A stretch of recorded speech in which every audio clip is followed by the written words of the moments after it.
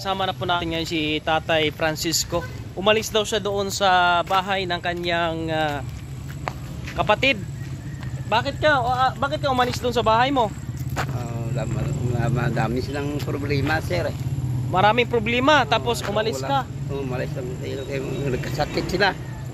Ang magulang tong akong kapatid. Ay, hindi yan sa lakad. Ngayon, umalis ka doon, saan ka natutulog? Dito. So, lalim na. Kasi nagtanong naman ako sa mga tao dito kung may ara na tutulog dyan. Tingnan nga natin. Meron ka mga gamit yan. Dito. Tingnan daw natin. Kasi kung talagang wala itong tirhan. Ito, kanino yung mga kalakal? Ako ni, sir. Sa'yo yan. Ito, may medalya ka. Dito mo iniipon? Oo. Tingnan natin itong sira na sasakyan po ng Police Barangay Sanusi. Ito yung mga lumang service po. Ngayon ay dito na tira si tatay. Oo. Gamit pala. Gamit ko dito ako nagtutulog. Dito ako nagtutulog. Yan po mga kabayan, kung nyo makikita. Dito nga pa talaga siya natutulog. Ano ito? Mga damit mo? Damit ko. Ano sa aking asawa na napatay. May asawa ka? Oo, may asawa. 4 na taon na. Patay? Napatay. Kasama mo sa dito natulog? Wala na. Kasama kayo na napatay. Mga isang kwanta siya. Ang 18. 2018 siya napatay. Hindi ko nagtutulog sa 2019. Nagpaalam ka dito kay Kapitan? Oo. Pumayag siya dito ka lang matulog sa sasakyan ng sira? Ano yun? Ano yung nakasako? Kuha na, mga bayo. Ano yun nakasako? Bigas na. Bigas? Oo, may hatag sa akong katong kwan. Kasi po mga kababayan, si Tatay Francisco, 3 times na po natin itong natulungan. Una, yung nakita natin siya na namumulot ng kalakal. Pangalawa, yung hinatidan na po natin siya ng cash sa grocery doon po sa bahay ng kanyang kapatid. Akala ko po mga kababayan, doon po siya mismo nakatira. Yun pala ay siya ay pinatira lang po ng kanyang kapatid yun. Pero ngayon, umalis si tatay doon. Kaya bumalik sa dito sa kanyang tulugan. Na ito po ay sira na sasakyan ng barangay po mga kababayan. Kaya ito tingnan natin kung ano ang pwede naming maitulong dito. Siguro kausapin ko rin si Kapitan kasi nga yung bahay po ni Lolo Gogo ay bakante at si Lolo Gogo ay nag-i-enjoy na po doon sa Mindoro sa kanyang bagong bahay, bagong trabaho. At yung sitwasyon niya yun ay okay na po mga kababayan. Kaya sabi ko sa kanya, kung wala ka ng time o wala ka ng balak na bumalik dito sa bahay mo, pwede namin ito patirhan ng iba. Sabi niya, oo, okay. Kaya ito po mga kababayan, titingnan natin kung ano ang pwede pang itulong natin sa kanya. Kung sakaling, alam mo ba yung bahay ni Lolo Gogo doon? Oo, ilang sa akin. Alam mo, nakita mo na ba yun? Nakita ko. Gusto mo doon? Gusto ko kung sarano, sir. Pero pag nakatira ka doon, huwag natin hakutan ng mga basura sa loob. Hindi. Kasi may mga nagsasabi sa akin na baka mapuno ng basura, doon mo dalhin ang mga basura daw. Dito lang basura na lang.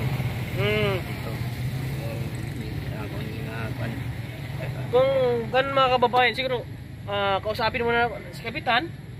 Kung nandyan si Kapitan, Wala. kung wala, edi titingnan natin kung anong pwede nating magawa o kausapin ko muna. Kasi ang may karapatan po dyan sa bahay, tayo po mga kababayan.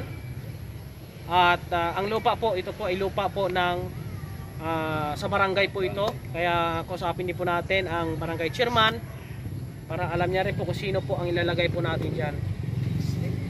Siguro no, at tabayanan nyo pa po yung ating update dito kay tatay, kung ano ang posibleng maging update po namin dito para siya ay matulungan. Kasi marami din po sabi na si tatay Francisco na lang siguro.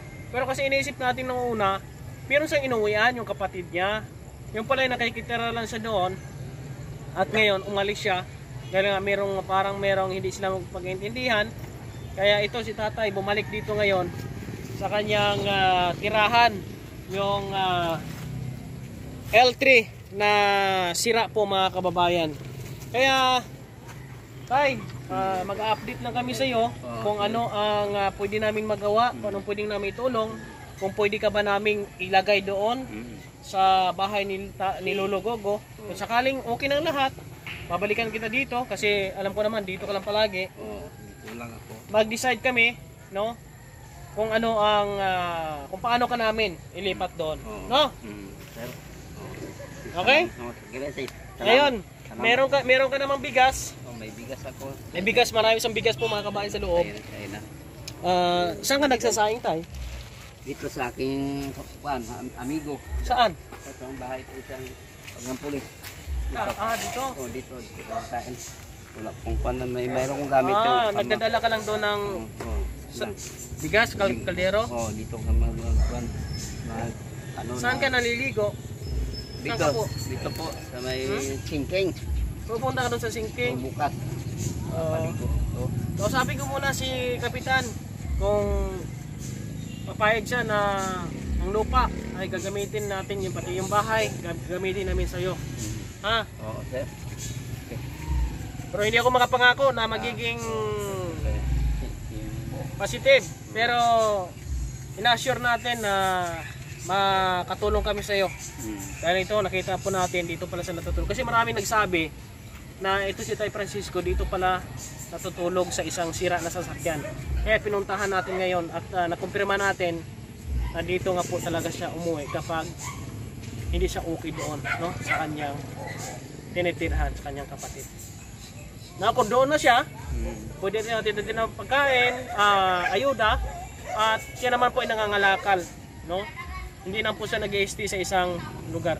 No, mga kababayan, abangan niyo po yung update po natin dito kay tatay kung ano pa pwede namin may tulong. At abangan niyo po ito kung makakalipat ba si tatay doon sa bahay na dating bahay po ni Lolo Gogo. No, nakumpirma natin kay Lolo Gogo na okay na po siya doon at wala na po siyang kumbaga wala na sa isip niya na babalik po dito sa kanyang bahay po mga kanina. Sabi niya, ikaw lang bahala Kuya Raymond kung kanino mo o sino patirahin mo dyan. Ano, nandito si Raymond sa Negros upang i-spirit po natin yung mission natin kung anong magagawa natin. Tutulong tayo sa abot na ating kakayahan po.